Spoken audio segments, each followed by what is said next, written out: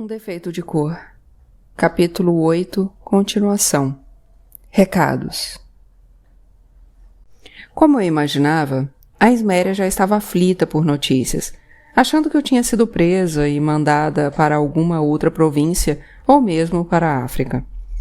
O bilhete tinha sido ditado por ela, mas escrito pelo Dr. Jorge, de quem eu pensei reconhecer a letra.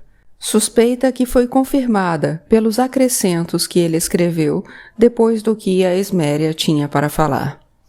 Soube que você estava bem e perguntava sempre por mim, principalmente na hora de dormir, pois estava acostumada a ouvir minhas histórias. Durante o dia, entretia-se com seu pai, que só arredava o pé de casa depois que você ia para a cama. A Esméria não disse para que ele saía, mas eu imaginei que fosse para se encontrar com os companheiros de jogo e bebida, embora não soubesse onde ele arranjava dinheiro para manter os vícios. Dentro da carta, também tinha mandado um pouco de dinheiro, que eu tinha pedido, pois assim ficava mais tranquila. E também porque queria comprar alguns presentes de agradecimento para a mãezinha e outras pessoas, sempre muito generosas comigo. Soube também que o Sebastião tinha machucado a perna e que por isso estava passando alguns dias na nossa casa, para não ficar sozinho quando o Tico e o Hilário viajavam. Aliás, o Tico tinha viajado para o Recôncavo antes de acontecer o cerco à cidade e não tinha conseguido voltar, o que acabou sendo muito bom. De fora do cerco, ele conseguia fazer com que vocês recebessem comida, dando dinheiro aos guardas que vigiavam a fronteira. O Hilário tinha ido até São Jorge dos Ilhéus e por lá ficou, aproveitando a companhia da noiva, quando soube que não conseguiria entrar em São Salvador. O Tico conseguiu fazer atravessar bastante comida, que era dividida com a sinhazinha, e por isso eu soube que na casa dela estavam todos bem e não tinham conhecimento da minha viagem. A Esméria queria saber notícias da amiga, a mãe Assunta, sobre quem eu disse ter encontrado, sem comentar os problemas de saúde. Ela também perguntava se poderia tentar me visitar, e a resposta já era dada pelo Dr. Jorge logo embaixo, dizendo que era melhor permanecermos daquele jeito por mais algum tempo, que ele avisaria quando a situação estivesse mais calma. Fiquei feliz em ler, antes da assinatura dele, que sentia a minha falta e daria um jeito de ir à ilha. Li aquela carta tantas vezes, tentando amenizar a saudade que sentia de vocês, que poderia jogá-la fora e, mesmo assim, saber a ordem de todas as palavras, de todas as frases. Mas, em vez de diminuir, minha tristeza aumentou, porque eu não queria mais ficar longe. Muitas e muitas vezes me peguei pensando se não haveria o perigo de o Dr. Jorge estar me afastando de vocês por algum motivo que eu desconhecia, mas não consegui encontrar nenhum. Eu olhava a cidade ao longe, as corvetas de guerra ancoradas na baía, e tinha vontade de voltar, nem que fosse a nado. E hoje fico pensando que tudo poderia ter sido muito diferente se a coragem tivesse vencido o medo. A maioria das coisas que o Dumé tinha comprado era para as festas de fim de ano. Não festas tradicionais como se via na cidade, mas de agradecimento aos orixás. E não só aos orixás. Foi o que percebi quando, a pedido da mãezinha, tiraram da casa da mãe Assunta um enorme baú e o levaram até a casa dela, e ao lado do qual passei uma noite inteira de muita curiosidade. Na manhã seguinte, não me afastei da casa, porque sabia que a qualquer hora a mãezinha mexeria naquilo. Depois do almoço, o baú foi levado para o casebre onde ela fazia os atendimentos e obrigações, como se ele guardasse um segredo que nem todos podiam conhecer. Fiquei parada à porta, como quem não quer nada, mas torcendo para não ser mandada embora. E vi quando ela o abriu e foi tirando máscaras e desdobrando roupas coloridas que passava para 2 ajudantes. Ela queria saber se tudo estava em ordem, se as cores das máscaras tinham que ser avivadas, se as roupas precisavam de reparo. Vendo o meu interesse, e sem que eu perguntasse nada, apesar de já desconfiar que eram roupas de culto geledés, a mãezinha me contou algumas histórias, e só então percebi o poder daquela mulher, a força de suas palavras e de sua fé. Não tenho ideia do que você sabe sobre os cultos da minha terra, e peço desculpas se nada do que eu contar aqui for do seu interesse. Mas são coisas que eu contaria se estivéssemos juntos, coisas das quais gostei de saber e acho importante que você saiba também. Então, vou falar sobre como muitos africanos, principalmente iorubás, veem a morte, do jeito que a mãezinha me contou naquele dia. O corpo, esse que a gente toca e vê, é chamado de ara, e quando morremos, ele volta a se fundir com a natureza. Mas há também o corpo que não vemos, dividido em 4 partes.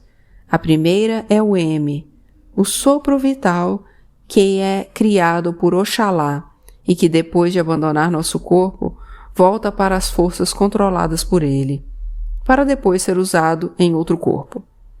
A segunda parte é o Ori, a cabeça, onde está o nosso destino e que morre junto com o Ara. Porque cada pessoa tem um destino, ninguém herda o destino do outro. A terceira parte é o Orixá, a nossa identidade, que define os nossos defeitos e as nossas origens, qualidades, forças e fraquezas, e que é uma parte muito pequenina do Orixá geral, para quem retorna depois da morte do nosso corpo. E por último, existe o Egum, que é como se fosse a nossa memória de passagem pelo Aie, pela terra, e nosso espírito que volta para o Orum e que depois pode retornar, nascendo geralmente dentro da mesma família, por muitas e muitas gerações. São esses espíritos que, de certa forma, podemos comparar ao que minha avó chamava de Vodum, e que, por serem espíritos importantes para uma família ou um povo, devem ser sempre lembrados e cultuados. Eu já sabia um pouco de tudo isso, mas foi bom a mãezinha explicar desse jeito, porque ficou mais fácil entender o que viria em seguida. Eguns e Egunguns. Com palavras muito bem escolhidas e voz tranquila, a mãezinha parecia receber inspiração especial ao falar de uma força que nós, mulheres, temos à disposição e devemos aprender a usar. Ela conta que, quando o mundo foi criado, Oludumaré, o Deus Supremo, mandou 3 divindades à terra: Ogum, o Senhor do Ferro, Obarixá, o Senhor da Criação e dos Homens, e Oduá, a única mulher e a única que não tinha poderes.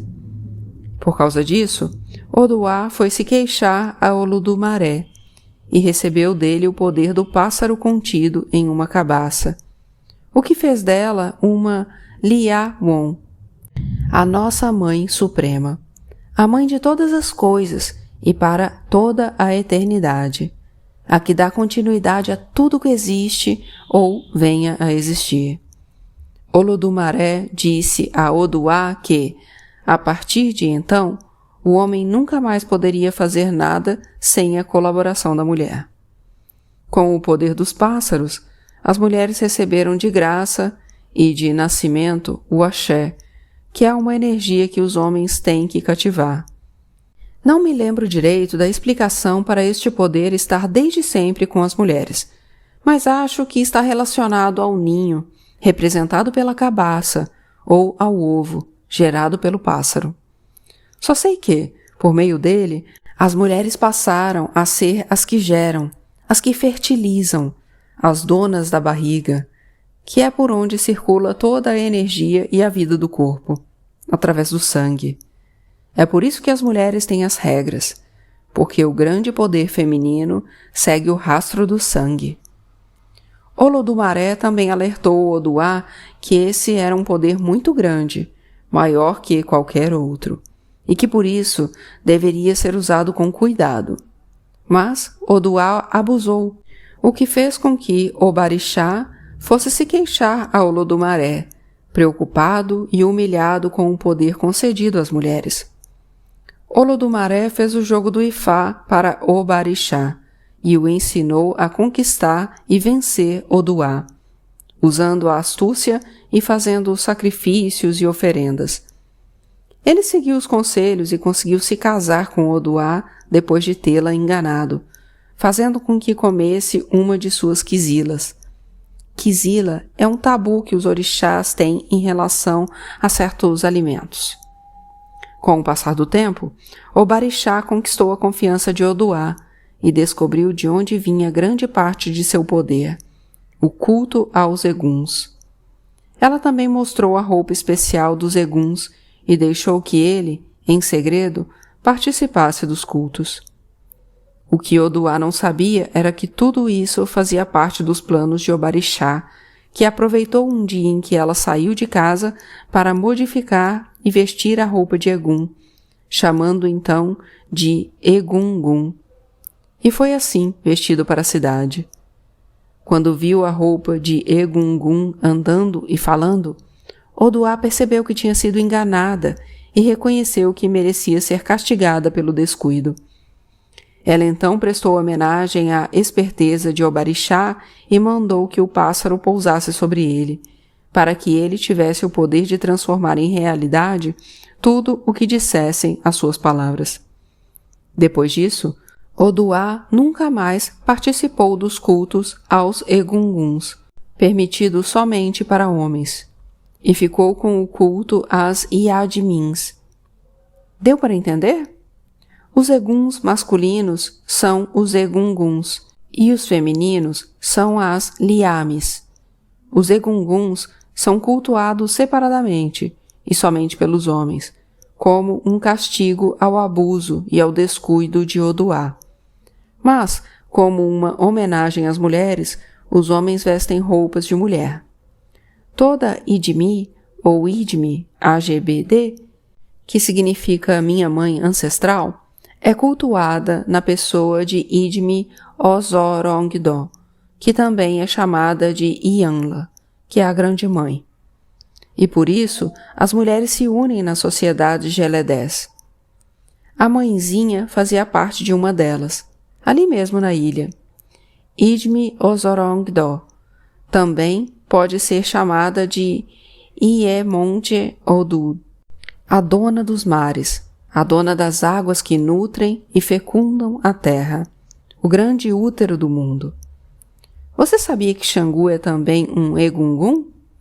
Acho que só no Brasil ele é tratado como orixá, mas na verdade é um grande ancestral do povo Iorubá, um dos mais importantes reis de que se ouviu falar em toda a África. Naquele baú, a mãezinha guardava também bonitas máscaras feitas de madeira e enfeitadas com entalhes de penas ou penas verdadeiras. Algumas delas tinham só a parte da frente e outras cobriam toda a cabeça, como um saco que se enfiava até o pescoço, e eram bastante pesadas. Não experimentei, mas dava para perceber que não era nada confortável vestir aquilo. Enquanto me mostrava as máscaras, a mãezinha contou que as mulheres da sociedade Geledés são chamadas de feiticeiras por causa das 7 liames que foram enviadas ao Aie por Olodumaré.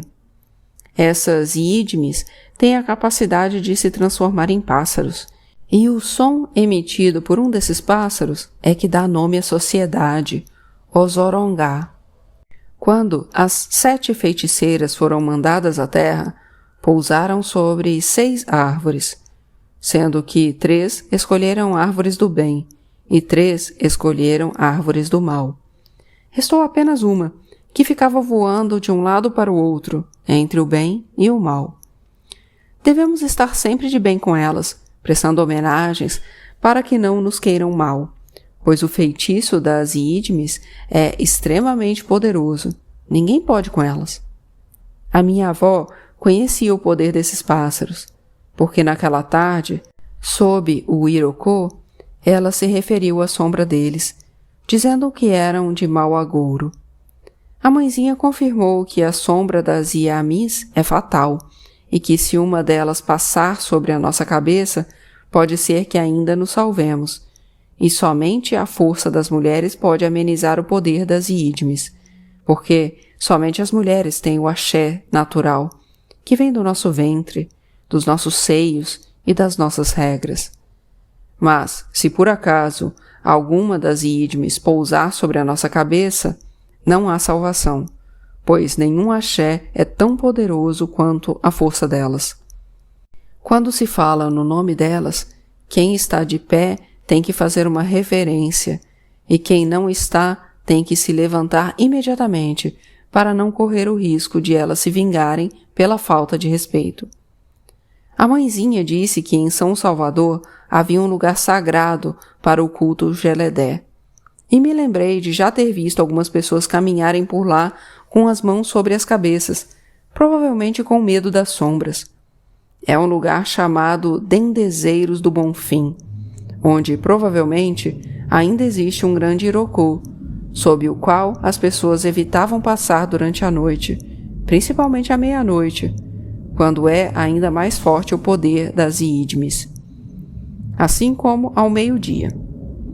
Quando ela soube que eu era do Daomé, disse que muitas pessoas da minha terra se reuniam em um lugar chamado Bogum, que provavelmente era um jeito de dizer Vodum. Eu sabia que ficava na federação e era frequentado sobretudo pelos mais velhos, como eu, que cultuavam o Vodum Zogbo. Senti pena por não ter frequentado o local, porque quanto mais o tempo passava, mais eu tinha vontade de saber sobre os cultos da minha avó. Acho que essa vontade já estava me preparando para o chamado, porque eu tinha certeza de que precisava saber de muitas coisas que a minha avó não teve tempo de contar e que eu devia passar adiante. Não sei para quem, porque já naquela época eu e você éramos os únicos sobreviventes do que já tinha sido uma família nos tempos de Savalo. Não cheguei a participar da grande festa que a mãezinha estava organizando, mas ela me contou quase tudo o que ia acontecer. Talvez porque já soubesse que eu não estaria presente. Eu também tinha essa sensação, mas imaginava que teria voltado para casa e não ido para mais longe. Um dos períodos mais difíceis foi o das festas de Natal e Ano Novo, quando me lembrei com imensa saudade dos bons momentos que tivemos no sítio da Barra. As visitas das pastorinhas, os cânticos, as comidas especiais que a Esméria e o Jongo preparavam. Na casa da mãezinha, o Natal era um dia comum e não teve festa, a não ser um culto para Oxum, por ter caído no dia da semana dedicado a ela. Uma das mulheres me convidou para uma festa em honra de Oxalá, que os pretos rezavam como sendo Jesus Cristo. Mas eu não estava com vontade de participar de festa alguma, a menos que fosse na minha casa, com vocês. Depois de oferecer prendas para Oxum, fui para a praia e fiquei olhando a cidade de São Salvador. Imaginava as famílias inteiras vestindo suas melhores roupas e saindo para as missas que eram realizadas em todas as igrejas da cidade, e depois voltando para suas casas enfeitadas com presépios e velas, onde todos ceavam ao redor de uma mesa farta e cheia de gente. Ao longe, eu ouvia o pipocar de fogos e sinos e tentava imaginar o que vocês estariam fazendo, se você já tinha parado de perguntar por mim, assim como parou de perguntar pelo Banjocô pouco tempo depois da ida dele para o Orum, e como ele também tinha parado de perguntar pela Sinhá. As crianças esquecem com facilidade, têm a vida toda para repovoar a memória com lembranças boas, e por isso não tem muita necessidade de lamentar as más recordações. A festa de passagem de ano foi um pouco menos triste e começou 3 ou 4 dias antes, com a preparação dos presentes para Iemanjá. Em homenagem a ela, todos estavam vestidos de azul e branco. Senti muita falta dos meus vestidos bonitos, das roupas que sempre me orgulhei de vestir, que eu não tinha levado e nem teria coragem de usar entre os novos amigos. Estava irritada e triste com outras coisas, com o confinamento na ilha, mas escolhi a falta de conforto como causa principal, até porque era mais fácil lidar com ela, pois tinha certeza de que um dia tudo aquilo ia passar. Eu queria ter a mesma certeza em relação a estar logo com vocês. Embora pensasse nisso todos os dias, rezando para acontecer depressa, algo em que nunca quis acreditar me dizia o contrário. Mas eu encarava isso como um simples temor, um cuidado com o destino, e procurava me distrair com outras coisas quando percebia que os pensamentos começavam a caminhar por lugares onde eu não queria ir. Encontrei boa distração na festa para Iemanjá, que foi uma celebração muito bonita. Os homens fizeram um barquinho de madeira que enfeitamos com flores e bandeirolas de papel e de pano, para depois encher com presentes para a vaidosa orixá. Muitos desses presentes fiz questão de comprar com meu dinheiro, quando percebi que eles não tinham muitos recursos. A mãezinha disse que a generosidade não era muito comum nos filhos de Oxum contemplados pela riqueza, como era o meu caso, e que, por isso, tinha gostado de ver em mim um bom coração. Ficamos todos na praia, com os tambores batendo primeiro para Exu, o mensageiro, e depois para Iemanjá, para que ela aceitasse os pedidos e as oferendas que lançávamos ao mar. Dentro do barco, ela recebeu perfumes, colares, anéis, espelhos, enfeites para a cabeça, pulseiras, leques, broches, comida, bebida e muitos agradecimentos. Rezamos todos juntos e caminhamos um pouco pela praia, até o ponto onde a maré devolvia o que o mar rejeitava. Naquele dia, não estávamos procurando nada, apenas nos certificando de que Iemanjá tinha aceitado os presentes, levando-os com ela para o meio ou para o fundo do mar. Depois de alguns minutos de expectativa, quando um dos homens, que era pescador e conhecia os caprichos do mar, confirmou que já teria dado tempo de o barquinho voltar, se esse fosse o caso. Começou a festa. Todos estavam alegres e cantavam e dançavam para os seus orixás, com os tambores batendo ora para um, ora para o outro. A batida mais longa e mais bonita foi para Xangô, orixá da mãezinha, que nem parecia ter aquele corpãozinho todo quando rodopiava leve e bonita para honrar seu pai. Fiquei de longe, admirando e sentindo enorme paz. E foi com extrema alegria que entrei na roda quando ouvi o toque para Oxum. No segundo dia de janeiro de 1838, perguntei à mãezinha se podia pedir que o Domé fosse até São Salvador. O preto apareceu com muita boa vontade e mandei um recado para o Dr. Jorge, perguntando como estavam as coisas na cidade e querendo saber se ele já tinha alguma previsão sobre o dia da minha volta. No fim da tarde seguinte, eu estava ajudando a mãezinha a preparar o jantar quando o Domé voltou e disse que o moço tinha preferido dar a resposta pessoalmente e estava me esperando na praia. Nem perguntei em que lugar da praia e saí correndo, para só então pensar que não estava arrumada de acordo para me encontrar com o Dr. Jorge. Coisa sem sentido para se pensar em uma hora daquelas, em que eu precisava demais estar perto de pessoas que fossem velhas conhecidas. Ele também pareceu feliz em me ver e me abraçou forte, até que eu tivesse fôlego para conversar. Como eu não tinha esperado as orientações do Domé, eu tinha corrido primeiro até o atracadouro, que não estava sendo usado naqueles tempos de confusão em São Salvador. Em princípio, ninguém poderia sair da cidade, que estava cercada, e aquele atracadouro servia apenas para as embarcações que ligavam a ilha à capital, pois as de outros destinos atracavam em diferentes pontos da ilha. Dúvidas. Eu tinha muitas perguntas a fazer, principalmente sobre vocês e a minha volta para São Salvador. As primeiras, ele respondeu com detalhes, pois parecia que os laços de amizade com Alberto tinham se estreitado ainda mais. Quanto à Revolução, as notícias não eram nada boas, pois a cidade estava vivendo tempos difíceis e de grande expectativa, com as tropas rebeldes esperando para serem atacadas a qualquer momento pelas tropas oficiais, que recebiam treinamento no Recôncavo.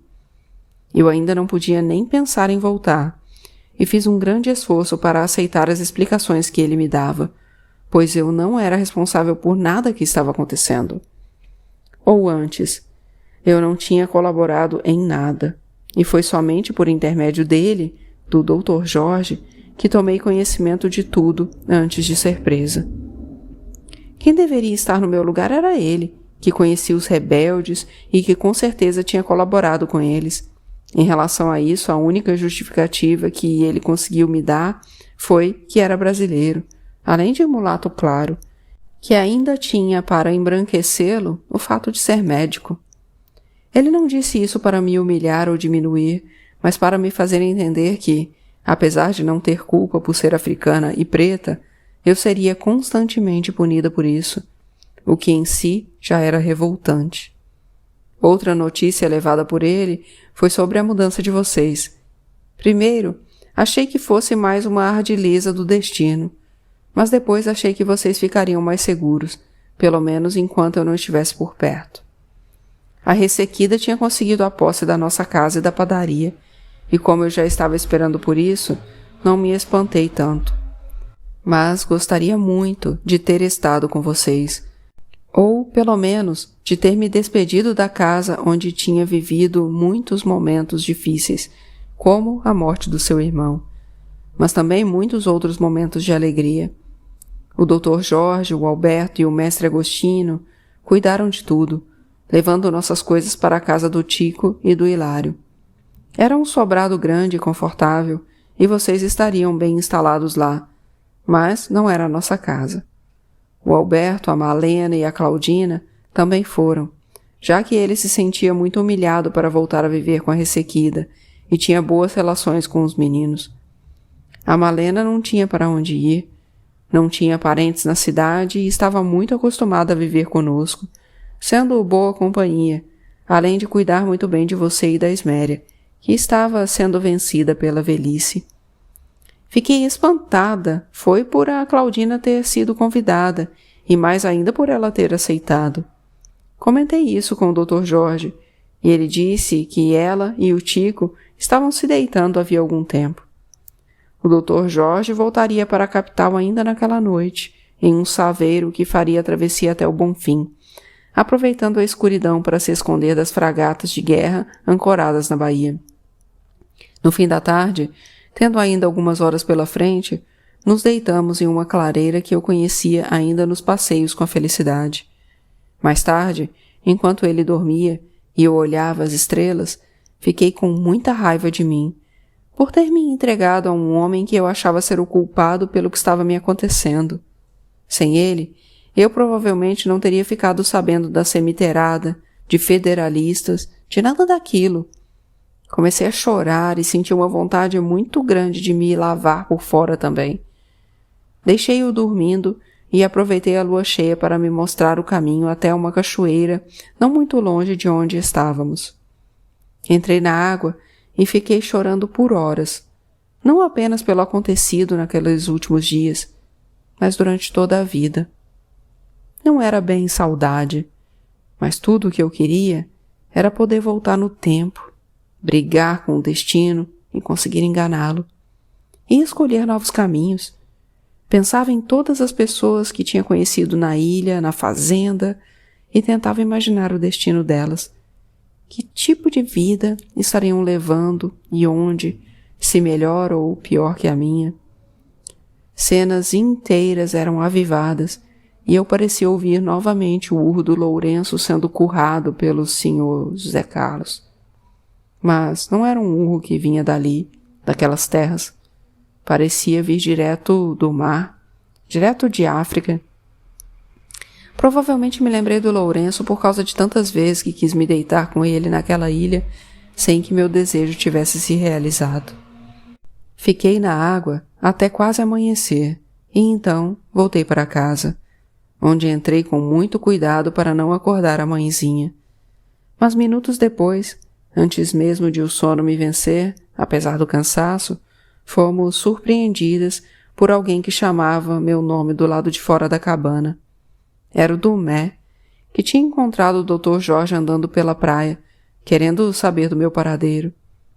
Acho que só mesmo alguém que não está bem para se comover com uma atitude daquelas, vinda de um homem com quem eu tinha decidido nunca mais falar. Com a mudança de vocês para a casa do Tico e do Hilário, isso seria até mais fácil. Mas quando fui me encontrar com ele na praia, já tinha mudado de opinião, achando que ele não era mais culpado de nada e realmente se preocupava comigo e queria o meu bem. Ainda mais quando a primeira coisa que fez foi pegar as minhas mãos enrugadas pelo longo tempo dentro da água e perguntar por que eu tinha fugido, se ele tinha feito alguma coisa errada. Nunca imaginei que se importasse. Pensei que simplesmente se veria sozinho no meio do mato, se levantaria e tomaria o barco de volta, como estava previsto. Mas ele disse que ficou desesperado ao acordar e não me ver, que tinha pensado em muitas coisas ruins, que tinha saído gritando meu nome e se preocupado demais por não ter resposta. Eu não quis justificar nada e nem me desculpei, e acredito que isso o deixou magoado. Apenas disse que tinha ido tomar um banho de cachoeira e voltado para casa. O Domé ficou de levá-lo até um lugar onde também estavam saindo embarcações para a capital, para Itapuã, e nos despedimos com ele dizendo que mandaria notícias e levaria recados meus para você e a Esméria. Os dias se arrastaram e eu já estava pensando em voltar para a capital mesmo que isso implicasse correr riscos. Percebendo minha aflição, a mãezinha me disse para ter calma e esperar, porque não havia nada que eu ou qualquer pessoa pudesse fazer, pois o destino cuidaria de ajeitar tudo da melhor maneira possível. Conversamos muito e ela conseguiu me deixar mais tranquila e também animada com um convite para participar de uma cerimônia Egungun dentro de poucos dias. O convite foi feito perto do Zé Manco, que tinha apresentado a ela o culto no qual ele exercia função importante, no terreiro de um africano chamado Tio Serafim. Aceitei com muita honra, pois sabia que era raro um convite para se conhecer um terreiro Egungun, lugar cercado de muitos mistérios, e ainda mais para ver uma cerimônia. Mas, quando estávamos preparados para sair, quase desisti, sentindo um medo que não me pareceu normal, e, de fato, não era. O Zé Manco tinha ido para a casa da mãezinha na noite anterior, para nos acompanhar na caminhada assim que amanhecesse. Pelo que falaram, não era muito longe, mas a mãezinha tinha grande dificuldade para caminhar e precisávamos descansar pelo caminho. Uma picada no meio do mato. Até o último momento, eu senti o coração apertado e as pernas como se estivessem presas ao chão, pesadas demais para se moverem. E até pensei que, vencendo o medo de ir ao culto, eu também conseguiria vencer o de voltar para São Salvador, apesar dos conselhos do Dr. Jorge. Comecei a me preocupar quando já tínhamos caminhado um bom trecho e a mãezinha perguntou se eu estava me sentindo bem, mesmo com todo o esforço que eu fazia para esconder o mal-estar. Eu disse que estava bem, apenas um pouco nervosa, mas ela comentou que não era só isso, que podia sentir algo diferente. Pediu que parássemos um pouco e se ajoelhou, fechando a mão em torno das contas que carregava no pescoço e cerrando os olhos para se concentrar em rezas ditas para si mesma em Iorubá. Ficou assim por um bom tempo, e quando o Zé Manco a ajudou a se levantar, disse que a mãe Assunta estava chamando. O Zé Manco fez uma expressão contrariada, mas não contestou, e foi com grande alívio que tomei o caminho de volta para o terreiro.